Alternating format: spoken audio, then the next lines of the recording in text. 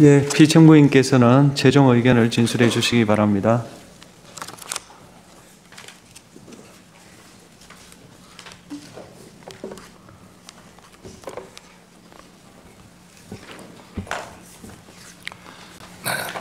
존경하는 재판관 여러분, 그리고 사랑하는 국민 여러분, 작년 12월 3일 비상계엄을 선포한 후 84일이 지났습니다. 제 삶에서 가장 힘든 날들이었지만 감사와 성찰의 시간이기도 했습니다. 저 자신을 돌아보면서 그동안 국민들께 과분한 사랑을 받아왔다는 생각이 들었습니다. 감사한 마음이 들면서도 국민께서 일하라고 맡겨주신 시간에 제 일을 하지 못하고 있는 현실이 송구스럽고 가슴 아팠습니다. 한편으로 많은 국민들께서 여전히 믿어주고 계신 모습에 무거운 책임감도 느꼈습니다. 국민 여러분께 죄송하고 감사하다는 말씀 먼저 드리고 싶습니다. 제가 비상계엄을 선포하고 몇 시간 후 해제했을 때 많은 분들께서 이해를 못하셨습니다. 지금도 어리둥절해 하시는 분들이 있을 겁니다. 계엄이라는 단어에서 연상되는 과거의 부정적 기억도 있을 것입니다. 거대 야당과 내란 공작 세력들은 이런 트라우마를 악용하여 국민을 선동하고 있습니다. 그러나 12.3 비상계엄은 과거의 계엄과는 완전히 다른 것입니다. 무력으로 국민을 억압하는 계엄이 아니라 계엄의 형식을 빌린 대국민 호소입니다. 12.3 비상계엄 선포는 이 나라가 지금 망국적 위기 상황에 처해 있음을 선언하는 것이고, 주권자인 국민들께서 상황을 직시하고 이를 극복하는 데 함께 나서달라는 절박한 호소입니다. 무엇보다 저 자신, 윤석열 개인을 위한 선택은 결코 아니었다는 사실을 분명히 말씀드립니다. 저는 이미 권력의 정점인 대통령 자리에 있습니다. 대통령에게 가장 편하고 쉬운 길은 힘든 일을 굳이 벌이지 않고 사회 여러 세력과 잘 타협하고 모든 사람들에게 듣기 좋은 말을 하면서 임기 5년을 안온하게 보내는 것입니다. 일하겠다는 욕심을 버리면 치열하게 싸울 일도 없고 어려운 선택을 할 일도 없어집니다. 저 개인의 삶만 생각한다면 정치적 반대 세력의 거센 공격을 받을 수 있는 이런 비상계엄을 선택할 이유가 전혀 없습니다. 저는 비상계엄을 결심했을 때 제게 많은 어려움이 닥칠 것을 당연히 예감했습니다. 거대 야당은 제가 독재를 하고 집권 연장을 위해 비상계엄을 했다고 주장합니다. 내란죄를 씌우려는 공작 프레임입니다. 정말 그런 생각이었다면 고작 280명의 실무장도 하지 않은 병력만 투입하도록 했겠습니까? 주말이 아닌 평일에 계엄 선포를 하고 계엄을 선포한 후에 병력을 이동시키도록 했겠습니까? 심판정 증거조사에서 드러난 사실에 의하면 그나마 계엄 해제 요구 결의 이전에 국회에 들어간 병력은 106명에 불과하고 본관에 들어간 병력은 15명입니다. 15명이 유리창을 깨고 들어간 이유도 자신들의 근무 위치가 본관인데 입구를 시민들이 막고 있어서 충돌을 피하기 위해 불 꺼진 창문을 찾아 들어간 것입니다. 또한 국회의 해제 요구 결의가 이루어진 이후에 즉시 모든 병력을 철수했습니다. 투입된 군의 병력이 워낙 소수이다 보니 국회 외곽 경비와 질서 유지는 경찰에 요청했습니다. 경찰은 인근 전장년 집회 대응 경력 300명을 국회 외곽에 보냈습니다. 부상당한 군인들은 있었지만 일반 시민들은 단 한 명의 피해도 없었습니다. 처음부터 저는 국방장관에게 이번 비상계엄의 목적이 대국민 호소용임을 분명히 밝혔습니다. 또한 국회의 계엄 해제 요구가 신속히 뒤따를 것이므로 계엄 상태가 오래가지 않을 것이라고 했습니다. 하지만 그런 내용을 사전에 군 지휘관들에게 그대로 알릴 수는 없었습니다. 그래서 최소한의 병력을 실무장하지 않은 상태로 투입함으로써 군의 임무를 경비와 질서 유지로 확실하게 제한한 것입니다. 많은 병력이 무장 상태로 투입되면 아무리 조심하고 자제하라고 해도 군중과 충돌하기 쉽습니다. 그런 일이 발생하지 않도록 원천 차단한 것이고 실제 결과도 예상대로였습니다. 제가 소수의 병력, 비무장, 경험 있는 장병 이 세 가지를 장관에게 명확히 지시한 이유입니다. 그런데도 거대 야당은 이것을 내란이라고 주장하고 있습니다. 병력 투입 시간이 불과 2시간도 안 되는데 2시간짜리 내란이라는 것이 있습니까? 방송으로 전 세계, 전 국민에게 시작한다고 알리고 국회가 그만두라 한다고 바로 병력을 철수하고 그만두는 그런 내란을 보셨습니까? 대통령이 국회를 장악하고 내란을 일으키려 했다는 주장은 어떻게든 대통령을 끌어내리기 위한 선동 공작입니다. 대통령의 법적 권한인 계엄 선포에 따라 계엄 사무를 하고 질서 유지 업무를 담당한 공직자들이 이러한 내란몰이 공작에 의해 지금 고초를 겪고 있는 모습을 보고 있으면 가슴이 찢어지는 것 같습니다. 이분들이 대통령의 장기 독재를 위해 일을 했겠습니까? 대한민국의 현실에서 이러한 장기 독재를 상상도 할 수 없다는 사실을 잘 아는 사람들이고 이미 자기 분야에서 최고의 위치에 올라 더 바랄 것도 없는 분들입니다. 이분들은 대통령의 법적 권한 행사에 따라 맡은 바 직무를 수행한 것뿐입니다. 헌법재판관 여러분, 그리고 국민 여러분, 대통령의 자리에서 많은 정보를 가지고 국정을 살피다 보면 남들에게는 보이지 않는 것들, 겉으로는 잘 드러나지 않는 문제점들이 많이 보이게 됩니다. 당장은 괜찮아 보여도 얼마 뒤면 큰 위기로 닥칠 일들이 대통령의 시야에는 바로 들어옵니다. 서서히 끓는 솥 안의 개구리처럼 눈앞의 현실을 깨닫지 못한 채 벼랑 끝으로 가고 있는 이 나라의 현실이 보였습니다. 언제 위기가 아닌 때가 있었냐고 하는 분도 있을 겁니다. 그렇지만 그동안의 위기가 돌발 현안 수준이었다면 지금은 국가 존립의 위기, 총체적 시스템의 위기라는 점에서 차원이 완전히 다릅니다. 미국 트럼프 대통령은 취임 첫날 국가 비상사태를 선포하고 군을 투입했습니다. 미국이 국가 비상사태인가에 대한 판단은 다를 수 있습니다. 하지만 불법 체류자와 마약 카르텔 등 당면한 위기에 맞서 국민들을 지키기 위한 대통령의 결단임은 분명해 보입니다. 그렇다면 지금 우리나라의 현실은 어떻습니까? 국가 비상사태가 아니라고 단언할 수 있습니까? 북한을 비롯한 외부 주권 침탈 세력들과 우리 사회 내부의 반국가 세력이 연계하여 국가 안보와 계속성을 심각하게 위협하고 있습니다. 이들은 가짜 뉴스, 여론 조작, 선전 선동으로 우리 사회를 갈등과 혼란으로 몰아넣고 있습니다. 당장 2023년 적발된 민주노총 간첩단 사건만 봐도 반국가 세력의 실체를 쉽게 확인할 수 있습니다.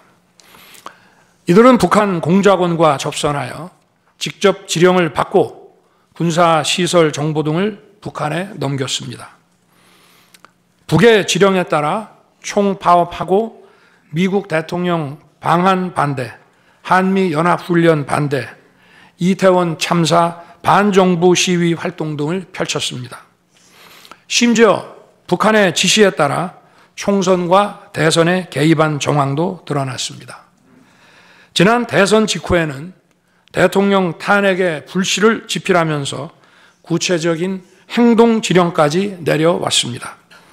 실제로 대통령 당선인이 취임하기도 전인 2022년 3월 26일 윤석열 선제 탄핵 집회가 열렸고, 그때부터 2024년 12월 초까지 무려 178회의 대통령 퇴진 탄핵 집회가 열렸습니다.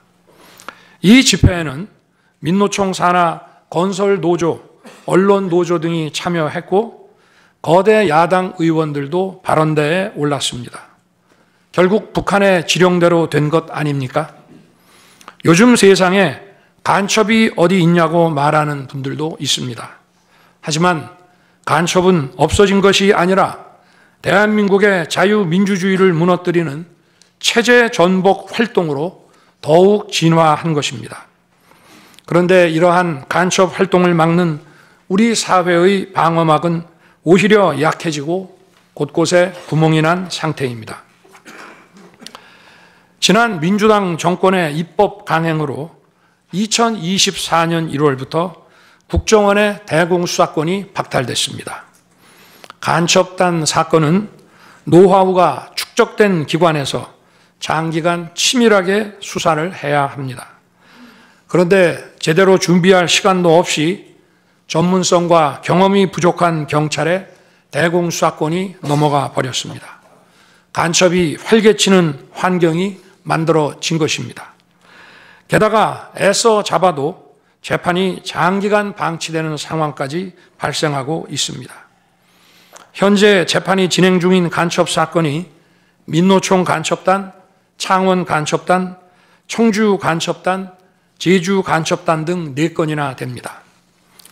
그런데 청주 간첩단 사건은 1심 판결까지 29개월이 넘게 걸렸고, 민노총 간첩단 사건도 1심 판결에 1년 6개월이 걸렸습니다. 이들은 구속기간 만료 후 석방되어 1심 판결로 법정 구속이 될 때까지 버젓이 활보하고 다녔습니다. 현재 창원 간첩단 사건은 2년 가까이 재판이 중단되어 있고, 제주 간첩단 사건도 1년 10개월째 자신들의 정치적 목적을 위해 정부 기능을 마비시키는데 그 권한을 악용한다면 이는 헌정 질서를 붕괴시키는 국헌문란의 다름 아닙니다. 또한 거대 야당은 제가 비상계엄으로 국회의 권능을 마비시키려 했다며 내란몰이를 계속하고 있습니다. 하지만 거대 야당은 제가 대통령에 취임한 이후, 아니 취임하기도 전부터 지금까지 지속적으로 끈질기게 정부의 권능을 마비시켜 왔습니다. 마치 정부를 마비시키는 것이 유일한 목표인 것처럼 국회의 권한을 마구마구 휘둘러 왔습니다. 국회의원과 직원들의 출입도 막지 않았고 국회 의결도 전혀 방해받지 않은 2시간 반짜리 비상계엄과 정부 출범 이후 2년 반 동안 줄 탄핵, 입법 예산 폭거로 정부를 마비시켜온 거대 야당 가운데 어느 쪽이 상대의 권능을 마비시키고 침해한 것입니까? 거대 야당은 국무위원들은 물론이고 방통위원장, 검사, 감사원장에 이르기까지 탄핵하고 또 탄핵했습니다. 탄핵 사유가 되는지 여부는 전혀 중요하지 않았습니다. 심지어 거대 야당 대표를 노려봤다고 장관을 탄핵하기도 했습니다. 일단 탄핵해서 직무를 정지시켜 놓고 정작 헌재 탄핵 심판에서는 탄핵 사유를 마음대로 변경하는 황당한 일도 반복해 왔습니다. 얼마 전 중앙지검장 등 검사들에 대한 탄핵 심판을 재판관 여러분께서 직접 진행하시지 않았습니까? 기자회견장에서 거짓말을 했다는데 실제로는 그 기자회견장에 나오지도 않았고 국정감사에서 허위 증언을 했다는데 정작 국정감사에 출석하지도 않았습니다. 기본적인 탄핵 사유조차 틀렸는데도 일단 직무부터 정지시키고 보는 것입니다. 이것이 과연 정상적인 일입니까? 거대 야당의 공직자 줄 탄핵은 정부 기능을 마비시키는 차원을 넘어 헌정질서 붕괴로 치닫고 있습니다. 이태원 참사가 발생하자 거대 야당은 연일 진상규명을 외치면서 참사를 정쟁에 이용했습니다. 급기야 행정안전부 장관을 탄핵했습니다. 당시 북한이 민노총 간첩단에게 보낸 지령문에 이런 내용이 있습니다. 이번 특대형 참사를 계기로 사회 내부에 세월호 참사 진상규명 투쟁과 같은 정세 국면을 조성하는 데 중점을 두고 각계각층의 분노를 최대한 분출시켜라. 거대 야당이 북한 지령을 받은 감첩단과 사실상 똑같은 일을 벌인 것입니다. 이야말로 사회의 갈등과 혼란을 키우는 선동 탄핵이라 할 것입니다. 거대 야당은 자신들의 당대표를 수사하는 검사들도 줄줄이 탄핵하고 서울중앙지검장까지 탄핵했습니다. 검사 탄핵은 그 자체로도 수사 방해이지만 검사 탄핵을 지켜보는 판사들에 대한 겁박이 되기 마련입니다. 야당 대표에 대한 검찰 수사를 막고 야당 대표의 범죄를 심판할 판사들까지 압박하기 위한 방탄 탄핵인 것입니다. 급기야 거대 야당은 지난 정부의 이적 행위를 감사하던 감사원장까지 탄핵했습니다. 거대 야당은 감사원장 탄핵 소추안에 사드 정식 배치 고의 지연 의혹 감사를 탄핵 사유로 포함시켰습니다. 이 사건은 지난 민주당 정부의 안보라인 고위직 인사 4명이 주한 중국 대사관 무관에게 사드 배치 작전명, 작전 일시, 작전 내용 등 국가 기밀 정보를 넘겨준 간첩 사건입니다. 감사원은 이를 적발하고 검찰에 수사 의뢰하는 등 감사 조치를 진행하였는데 이것이 탄핵 사유라는 것입니다. 자신들의 간첩 행위를 무마하기 위한 이적 탄핵이 아닐 수 없습니다. 헌법기관인 감사원장에 대한 무차별 탄핵은 그 자체로도 심각한 헌법 파괴 행위이지만 이적 행위까지 탄핵으로 덮는 것을 보며 이야말로 자유민주주의를 무너뜨리는 망국적 위기 상황이라고 판단한 것입니다. 또 한편 정부 각 부처들은 국민의 세금으로 엄청난 규모의 예산을 사용 집행하고 있습니다. 수많은 산하 기관도 거느리고 있습니다. 그런데 이런 부처의 수장들을 탄핵 소추로 직무정지시켜 그 부처의 기능을 마비시키거나 심각하게 저해한다면 기회 비용과 재정적 측면에서도 국가와 국민의 얼마나 막대한 경제적 피해를 입히는 것이 되겠습니까? 거대 야당은 공직자를 무차별 탄핵 소추하고 소추인 난 변호사 비용도 국민 세금으로 사용하고 있습니다. 그렇지만 억울하게 탄핵 소추된 공직자들은 직무가 정지된 상황에서 자기 개인 자금으로 변호사 비용까지 조달해야 합니다. 정부 공직자들은 거대 야당의 이러한 폭거에 한없이 위축될 수밖에 없습니다. 이처럼 거대 야당은 선동 탄핵, 방탄 탄핵, 이적 탄핵으로 대한민국을 무너뜨리고 있습니다.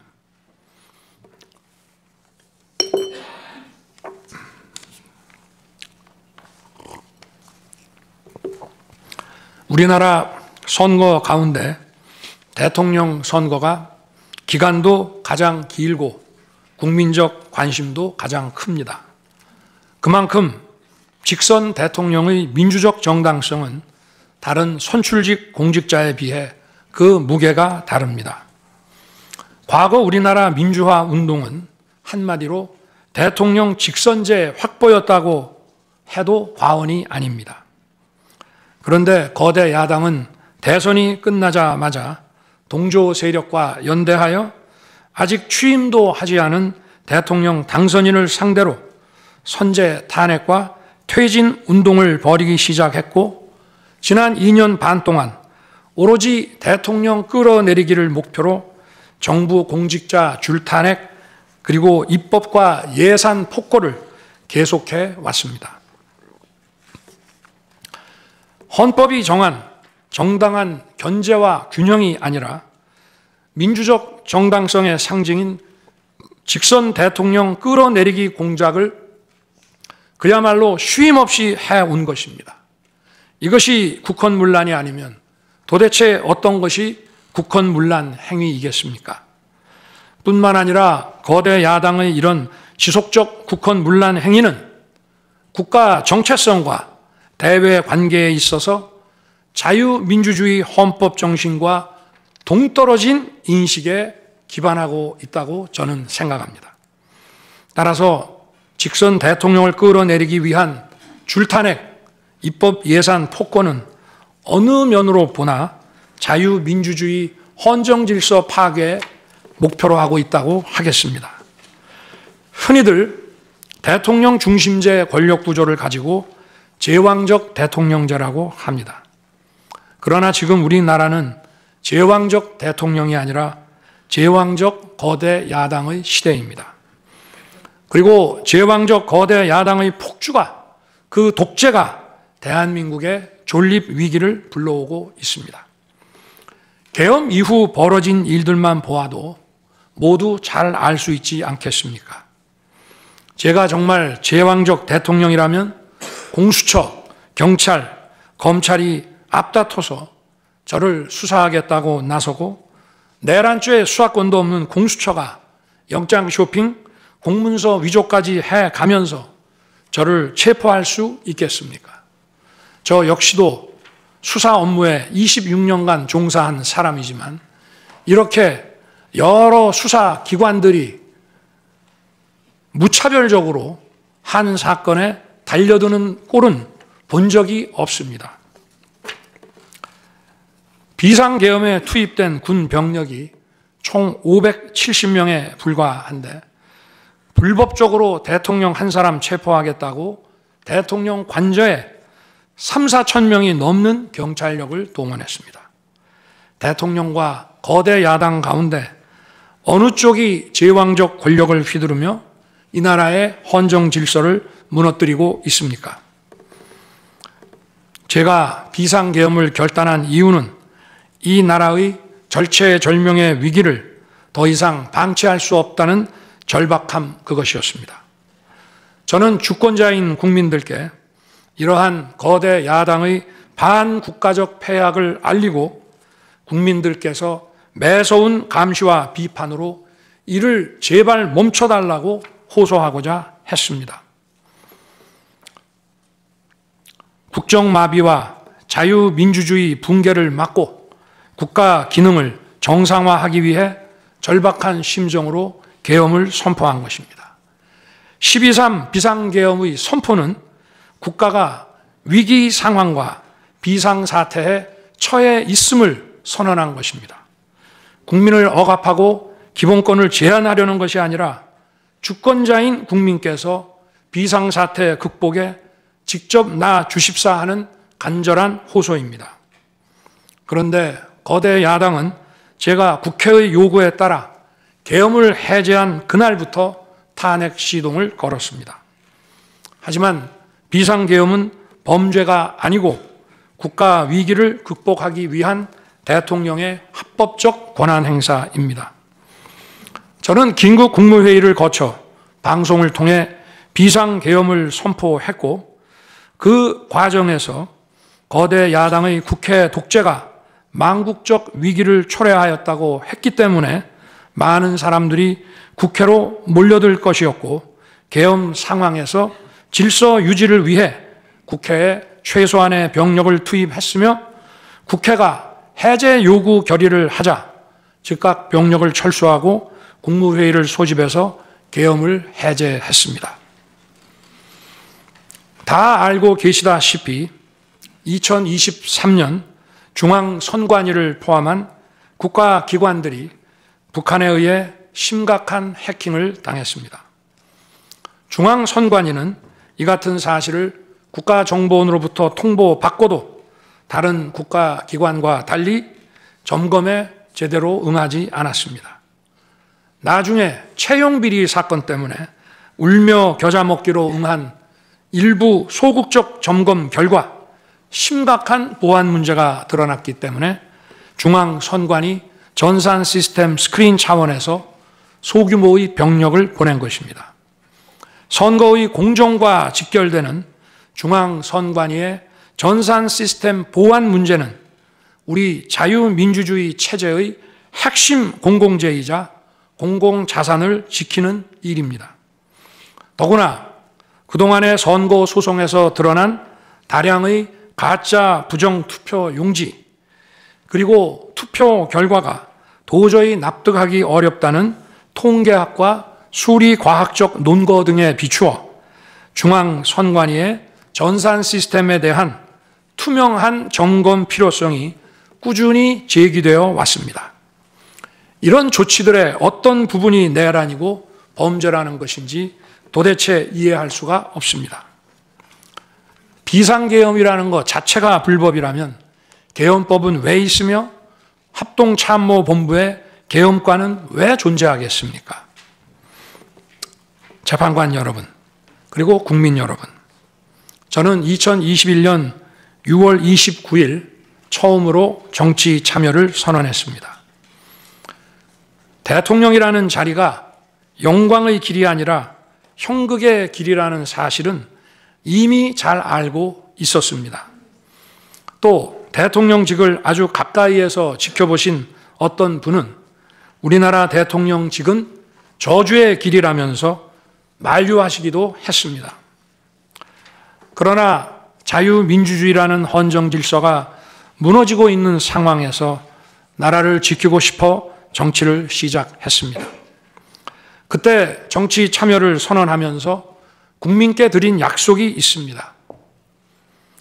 우리의 미래를 짊어질 청년들, 국가를 위해 희생하신 분들, 산업화에 일생을 바친 분들, 나라의 민주화에 헌신하고도 묵묵히 생업에 종사하며 살아가시는 분들, 성실하게 세금을 내시는 분들, 이런 분들이 분노하지 않는 나라를 만들겠다는 약속이었습니다. 그리고 청년들이 마음껏 뛰는 역동적인 나라, 창의와 자유가 넘치는 혁신의 나라, 약자가 기죽지 않은 따뜻한 나라, 국제사회와 가치를 공유하고 책임을 다하는 나라를 만들겠다고 국민께 약속드렸습니다. 거대 의석과 이권 카르텔이 나라의 주인 노릇을 하는데 맞서 국민들에게 빼앗긴 주권을 되찾아 드리겠다고 약속했습니다. 그날 이후 지금까지 단 한순간도 이 약속을 잊은 적이 없습니다. 국민의 선택을 받아 대통령이 된 후 이 약속을 지키기 위해 쉼없이 노력하고 또 노력했습니다. 무엇 하나 쉬운 일이 없었습니다. 글로벌 복합 위기로 인한 대외 환경의 어려움이 계속됐습니다. 지난 민주당 정부의 잘못된 소주성 정책과 부동산 정책은 우리 경제와 민생의 문제를 풀어가는데 계속 발목을 잡았습니다. 하지만 어떤 문제라도 노력하면 풀어낼 수 있다고 믿었고 실제로 우리 기업, 우리 국민과 함께 뛰면서 하나하나 문제를 해결할 수 있었습니다. 기쁘고 보람 있는 일도 많았고 부족하고 아쉬운 일도 있었습니다. 무엇보다 국가 안보와 국민 안전을 지키는 제복 입은 공직자에 대한 처우 개선 추진이 보람된 일이었습니다.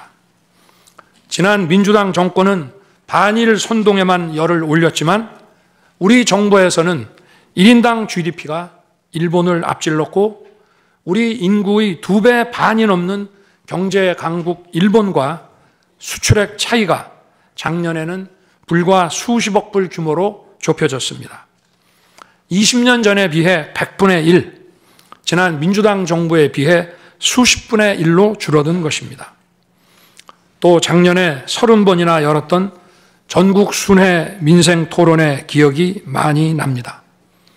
국민의 어려움을 직접 듣고 많은 일을 현장에서 해결해 드리면서 국민과 같이 웃기도 했고 같이 울기도 했습니다. 수도권, 영남, 호남, 충청, 강원, 제주까지 전국 모든 지역을 다니면서 지역 발전 방안을 함께 고민했습니다.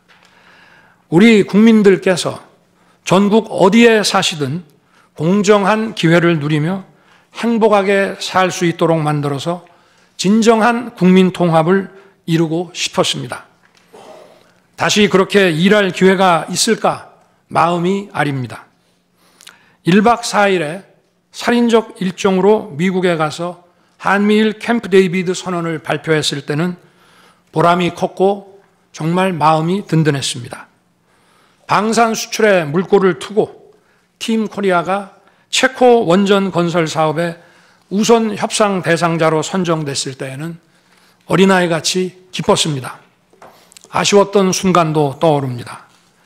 기업과 국민들에게 꼭 필요한 법안들은 하염없이 뒤로 밀어놓고 거부권을 행사할 수밖에 없는 위헌적 법안, 핵심 국익에 반하는 법안들이 야당 단독으로 국회에서 일사천리 통과될 때에는 답답했습니다. 국방, 치안, 민생을 위해 꼭 필요한 아킬레스건 예산들이 삭감됐을 때에는 막막했습니다.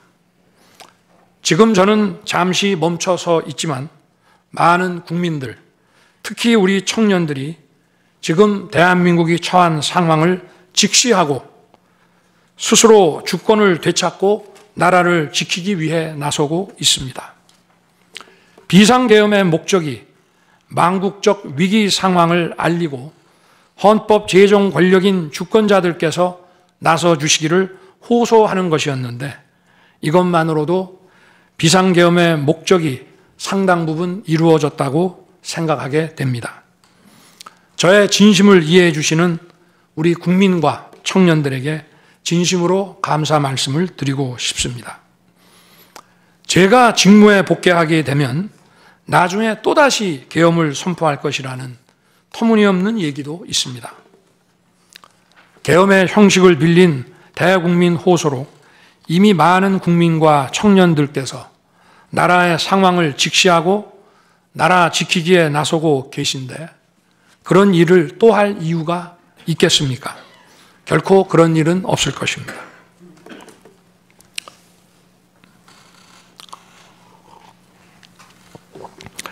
헌법재판관 여러분, 그동안 심판정에서 다루어진 쟁점들 가운데 2가지에 대해서만 간략히 말씀드리겠습니다.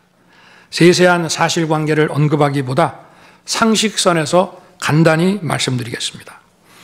우선 제가 국회의원을 체포하거나 본회의장에서 끌어내라고 했다는 것입니다.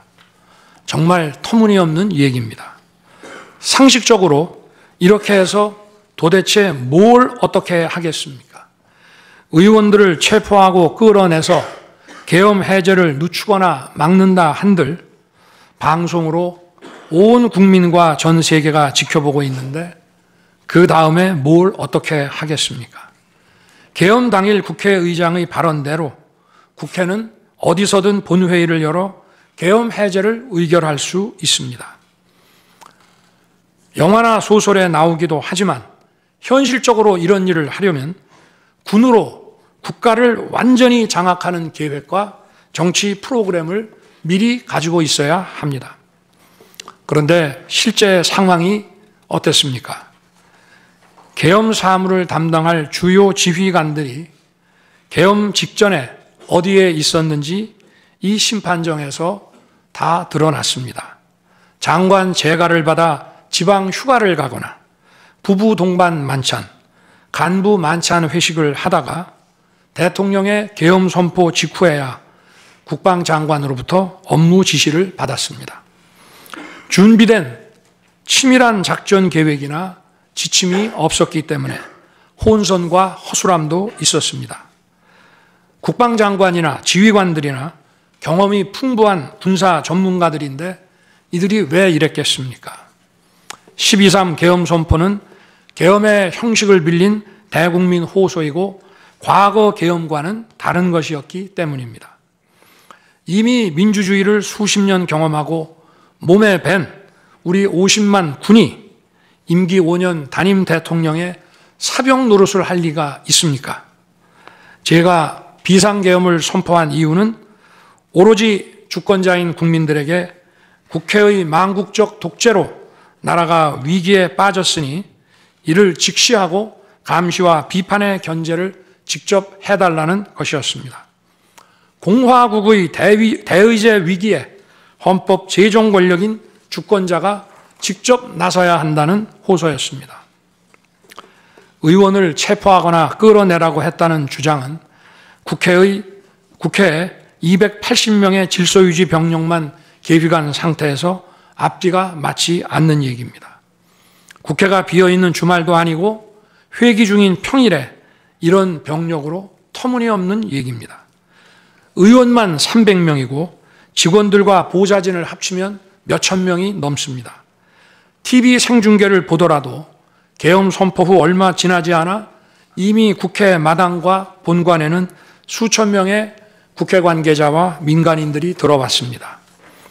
실제로 계엄 선포 후 1시간 30분이 지나서야 질서유지 군 병력이 도착했고 경내에 진입한 병력이 106명, 그 중에서 본관에 들어간 병력이 겨우 15명인데 이런 극소수 병력을 가지고 국회의원을 체포하고 끌어낸다는 것이 말이 되겠습니까? 게다가 의결 정족수가 차지 않았으니 본회의장에 들어가서 의원들을 끌어내라고 했다는데 의결 정족수가 차지 않았으면 더 못 들어가게 막아야지 끌어낸다는 것도 상식에 맞지 않는 얘기입니다. 본관에 진입한 군인들은 본회의장이 어디에 있는지도 몰랐다고 합니다. 무엇 하나 말이 되지 않습니다. 단 한 사람도 끌려 나오거나 체포된 일이 없었으며 군인이 민간인들에게 폭행당한 일은 있어도 민간인을 폭행하거나 위해를 가한 일은 한 건도 없었습니다.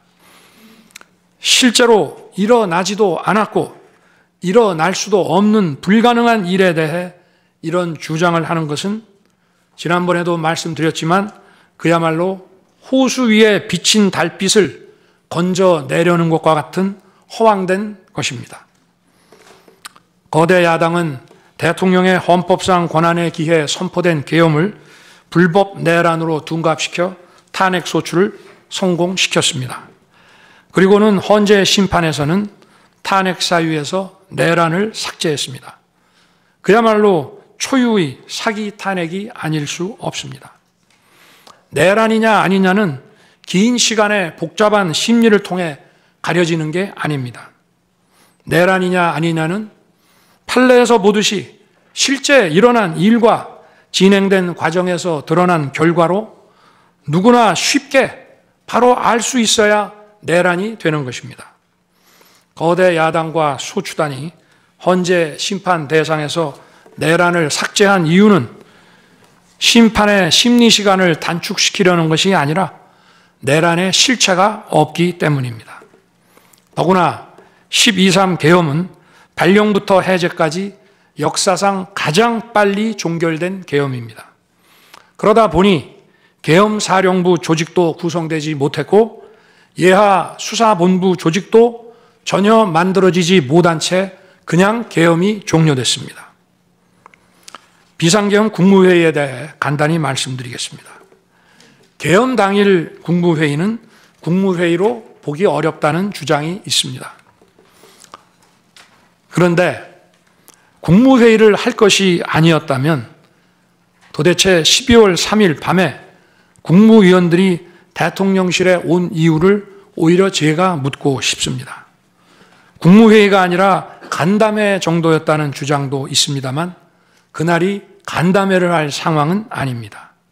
간담회는 의사 정족수도 없는데 국무회의 의사 정족수가 찰 때까지 왜 기다렸겠습니까? 당일 저녁 8시 반부터 국무위원들이 차례로 오기 시작했고 저는 비상계엄에 대해 설명하고 국방장관은 계엄의 개요가 기재된 비상계엄 선포문을 나눠줬습니다. 국무위원들은 경제적, 외교적으로 어려움이 있다고 우려했고 저는 대통령으로서 각 부처를 관장하는 국무위원들의 생각과 다른 생각을 가지고 있으며 국가가 비상 상황이고 비상한 조치가 필요함을 설명했습니다. 그리고 각 부처 장관의 우려사항, 예를 들어 경제부총리의 금융시장 혼란 우려와 외교장관의 우방국 관계 우려는 제가 걱정하지 말라고 했습니다. 국무위원들이 과거의 계엄을 연상하고 있는 상황에서 저는 그냥 걱정하지 말라고 할 수밖에 없었습니다. 의사 정족수 충족 이후 국무회의 시간은 5분이었지만 그 이전에 충분히 논의를 한 것입니다. 다음 날 새벽 해제 국무회의는 소요 시간이 단 1분이었습니다. 실제 정례 주례 국무회의 경우에도 모두와 마무리 발언 등을 하고 많은 안건을 다루기 때문에 1시간가량 걸리지만 개별 안건의 심의 시간은 극히 짧습니다. 또한 비상계엄을 위한 국무회의를 정례 주례 국무회의처럼 하기는 어렵습니다. 보안 유지가 중요하고 그렇게 해야 혼란도 줄이고 질서 유지 병력도 최소화할 수 있기 때문입니다. 이상민 전 행안부 장관은 지난 심판정에서 그동안 국무회의를 100여 차례 참석했지만 이번 국무회의처럼 실질적으로 열띤 토론이나 의사 전달이 있었던 것은 처음이라고 했습니다. 국무회의 배석을 위해 비서실장과 안보실장도 통상처럼 대통령실로 나오도록 했고 국가 안보의 문제이기도 해서 국정원장도 참석시켰습니다. 1993년 8월 13일 김영삼 대통령께서 긴급 재정경제명령으로 금융실명제를 발표했을 때도 국무위원들은 소집 직전까지 발표한다는 사실 자체를 몰랐고 국무회의록도 사후에 작성됐습니다. 그때 상황은 이인재 당시 노동부 장관께서 이미 공개적으로 설명한 바 있습니다. 그러나 아무도 이를 두고 국무회의가 없었다고 하지 않았고 당시 헌법재판소는 긴급명령 발동을 모두 합헌이라고 결정했습니다. 그 밖에 여러 쟁점들에 대해서는 변호인단의 변론으로 가름하겠습니다. 재판관 여러분, 그리고 국민 여러분, 저는 언젠가 해야 하고 누군가 해야 하는 일이라면 지금 제가 하겠다는 마음으로 대통령직을 수행해 왔습니다. 그래서 임기 전반부 동안 역대 정부들이 표를 잃을까 봐 하지 못했던 교육, 노동, 연금의 3대 개혁을 중심으로 국정개혁 과제를 과감하게 추진했습니다.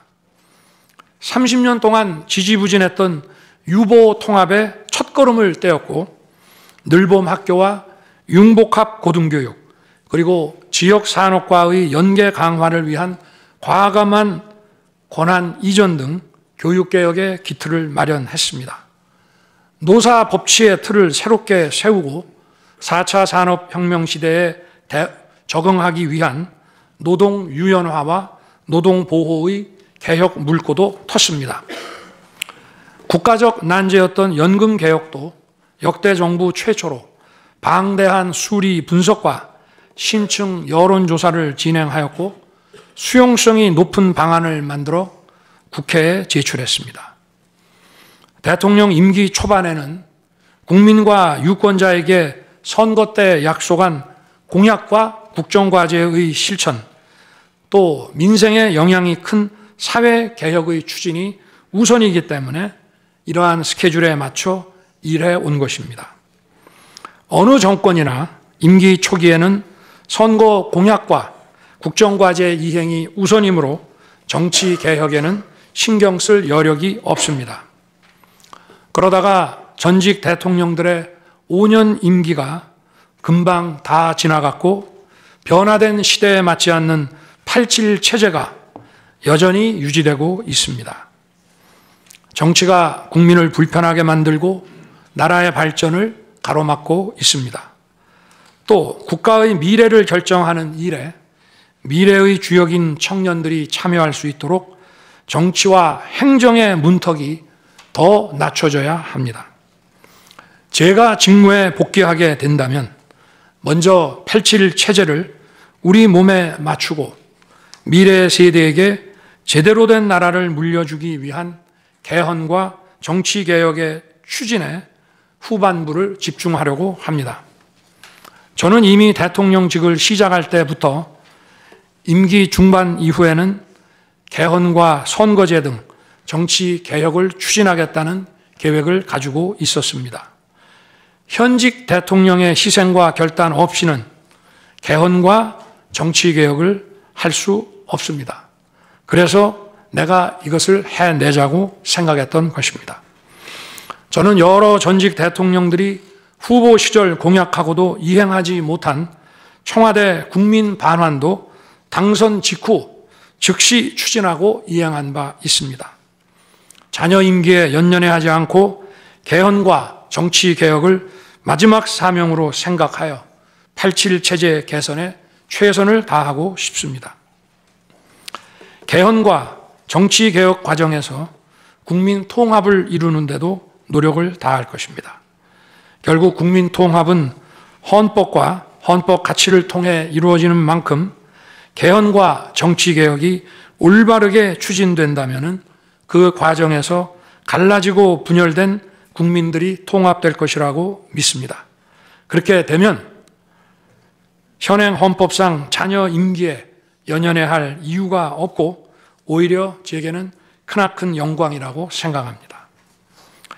그리고 국정 업무에 대해서는 급변하는 국제 정세와 글로벌 복합 위기 상황을 감안하여 대통령은 대외 관계에 치중하고 국내 문제는 총리에게 대폭 위임할 생각입니다. 우리 경제는 다른 어느 나라보다 대외 의존도가 높습니다. 특히 미 트럼프 행정부 출범 이후 국제 질서의 급변과 글로벌 경제 안보의 불확실성에 크게 영향을 받을 수밖에 없습니다. 지금 우리가 국가 노선을 어떻게 선택하느냐에 따라 이 위기가 기회가 될 수도 있고 돌이킬 수 없는 재앙을 맞을 수도 있습니다. 글로벌 중추 외교 기조로 역대 가장 강력한 한미 동맹을 구축하고 한미일 협력을 이끌어낸 경험으로 대외 관계에서 국익을 지키는 일에 매진하고 싶습니다. 임기 전반기에도 지방시다위원회와 국민통합위원회를 통해 지역별, 세대별, 계층별 통합을 위해 노력해 왔지만 앞으로도 국민을 하나로 묶고 국가 전체의 시너지를 올리는 국민 통합에 더욱 노력할 것입니다. 존경하는 헌법재판관 여러분, 먼저 촉박한 일정의 탄핵 심판이었지만 충실한 심리에 애써주신 재판관님들께 깊이 감사드립니다. 이번 심리는 내란 탄핵으로 소추한 후 심판 대상에서 내란을 삭제한 소추단 측이 제시한 쟁점 위주로 이루어지게 됐습니다. 그러다 보니 제가 12.3 비상계엄을 선포한 이유와 그 불가피성에 대해서는 충분히 설명드릴 기회가 부족했다고 생각합니다. 서면으로 성실하게 관련 자료를 제출하였으니 대통령으로서 고뇌의 결단을 한 이유를 깊이 생각해 주시기 바랍니다. 또 많은 국가 기밀 정보를 다루는 대통령으로서 재판관님들께 모두 설명드릴 수 없는 부분에까지 재판관님들의 지혜와 해안이 미칠 것이라 믿습니다. 다시 한번 재판관님들의 노고에 감사드립니다. 그리고 사랑하는 대한민국 국민 여러분, 국가와 국민을 위한 계엄이었지만 그 과정에서 소중한 국민 여러분께 혼란과 불편을 끼쳐드린 점 진심으로 죄송스럽게 생각합니다. 저의 구속 과정에서 벌어진 일들로 어려운 상황에 처한 청년들도 있습니다. 옳고 그름에 앞서서 너무나 마음이 아프고 미안합니다. 정말 미안한 생각을 가지고 있습니다. 저는 대통령에 출마할 때 나라를 위해 목숨을 바치겠다고 결심했습니다. 지난 12.3 계엄과 탄핵소추 이후 엄동설안에 저를 지키겠다고 거리로 나선 국민들을 보았습니다. 저를 비판하고 질책하는 국민들의 목소리도 들었습니다. 서로 다른 주장을 하고 있지만 모두 대한민국을 사랑하는 마음이라고 생각합니다. 부족한 저를 지금까지 믿어주시고 응원을 보내주고 계신 국민 여러분께 진심으로 감사드립니다. 저의 잘못을 꾸짖는 국민의 질책도 가슴에 깊이 새기겠습니다. 그리고 이 모든 과정이 새로운 대한민국으로 도약하는 디딤돌이 될 수 있도록 최선을 다하겠습니다. 감사합니다.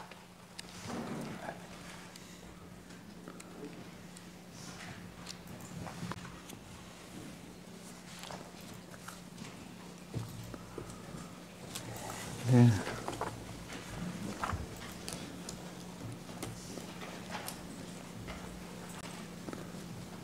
예, 이것으로 변론을 종결하겠습니다. 변론 절차가 원만히 종결되도록 협력해 주신 청구인 소추위원과 피청구인 본인께 감사드립니다. 아울러 양측 대리인, 언론인들께도 감사드립니다. 선고기일은 재판부 평의를 거쳐 추후 고지해 드리겠습니다. 이상입니다.